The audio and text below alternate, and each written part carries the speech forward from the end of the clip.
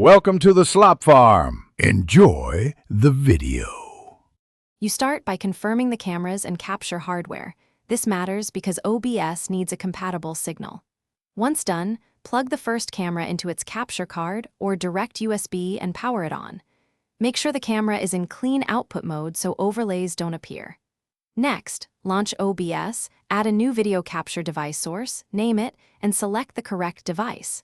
This begins the live feed. You'll verify framing and resolution before bringing in the second camera. Now you add the second camera, which requires a separate input path to avoid device conflicts. Connect it to another USB port or capture card, or configure it as an IP stream if using network cameras. Then add the source in OBS and pick that device. Adjust resolution and frame rate to match the first camera. Mismatched profiles cause stuttering or scaling. Once both sources are live, arrange scenes or a multi-view layout. Assign hotkeys for instant switching, and check audio routing so cameras don't double up the mic. To finish, build scenes and transitions so switching feels deliberate. Map hotkeys for camera cuts or picture-in-picture. Make sure audio is routed correctly. Use dedicated mic or mix-minus to avoid echo.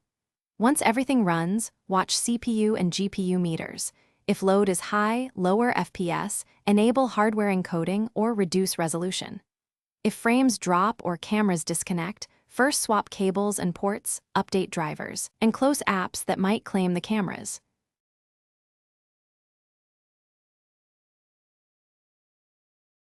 Thanks for watching. Consider subscribing if we helped you today.